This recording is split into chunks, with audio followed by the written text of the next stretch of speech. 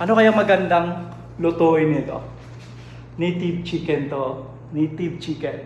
Ayan, may tanglad pa to ha. May tanglad pa to. So, ang gagawin natin dito, tinibok na manok. So, abangan nyo mamaya kung paano natin lulutuin. Okay? So, una natin gagawin, mag-init muna tayo ng mainit na tubig kasi maraming balahibo to. So, kailangan muna natin to buhusan ng mainit na tubig para matanggal to. At kailangan lang natin tong linisin yung loob para hindi malangsa. Init lang tayo ng mainit na tubig. Punuin lang natin to, kasya to sa dalawang manok.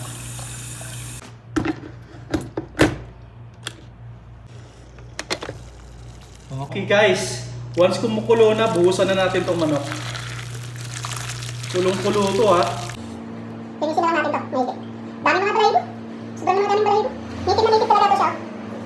Okay, so daming mga balahibo, so kailangan pala natin itong linisan. No? Ayan guys, kailangan natin lagyan ito ng asin. Kasi para maging malinis, ang daming balahibo, mag-isang oras na ako dito. Ready na po yung chicken natin, nalinis na natin ito ng isang oras. So ang gagamitin natin, kasi alanganin na tayo sa oras, so gagamit tayo ng pressure cooker para madali. Diba? Lalagay na natin to dito.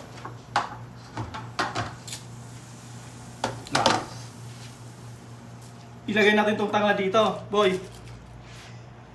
Ayan. Ito yung tanglad, ilagay natin to dito ha. Tapos ilagay mo na dito. Ayan, linis na yan ha. Linis na yan. Lagyan mo na ng paminta. Lagyan mo na rin ng bitsina para isahan na. Okay? Lagyan mo na rin ng asin, boy. Lagyan na natin to ng asin. Masarap to, boy. Tapos ilagay na natin tong tubig.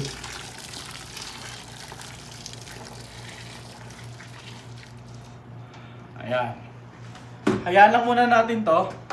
Tapos may mga natitira dito na mga sibuyas, sili at saka luya.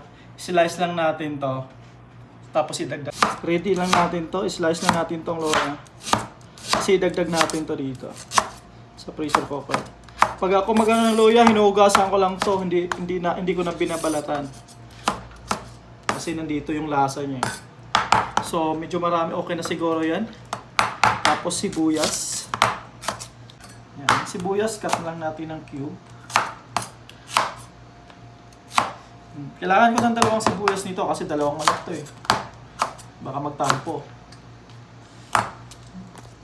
Boy, nahuli ako sa Nahuli ako sa tanglad. Nahuli ako doon sa tanglad. Nakawa kasi. Tapos sinabihan ko doon sa may bantay ng tanglad doon. Sabi ko, tabad? Sabi ko, gamot ko to, gamot. Gamot sa tuhod. Ayan. Pag okay na, ilalagay na natin to. Kailangan natin to, ilalagay na tong luya. Yan.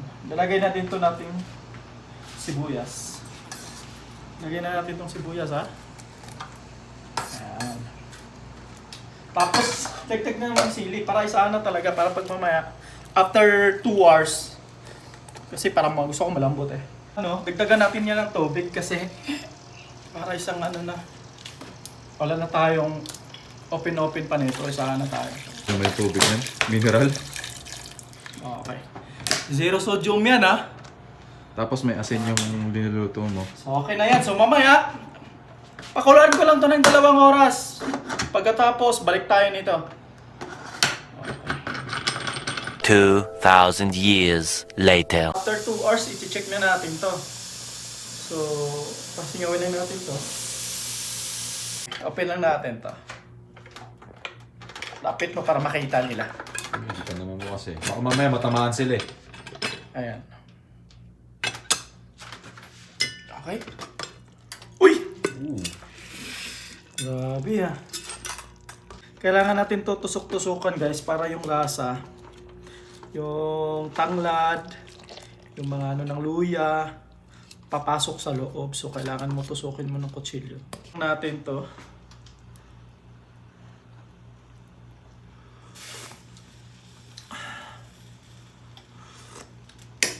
Sobrang sarap pero may kulang. Lagyan natin to ng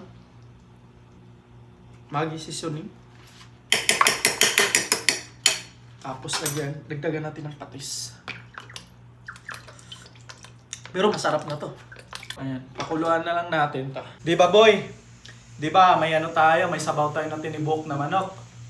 So, ang masarap na partner niyan, pritong dilis. Ay pa to ng Pinas, kakarating lang to ah. Tingin ako ah. Ano? Tingin. Anong pahingi? Ipiprito lang natin to ng chicken ay. Ganito.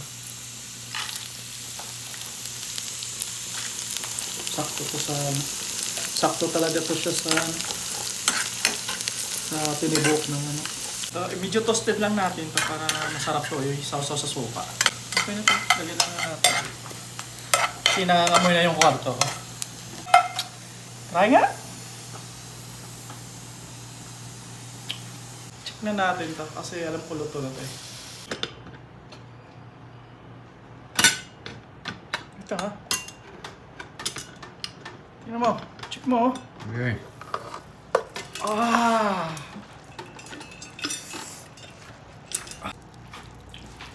Ayan na. Tikman na natin to. Ah! Grabe. Sarap to. Sambo. Kailangan natin to ng sabaw.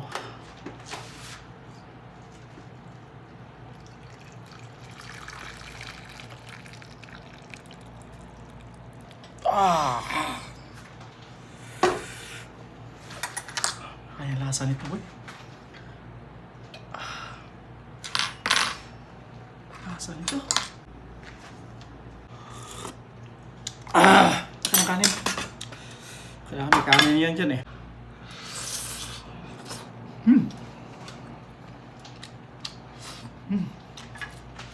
Dilis.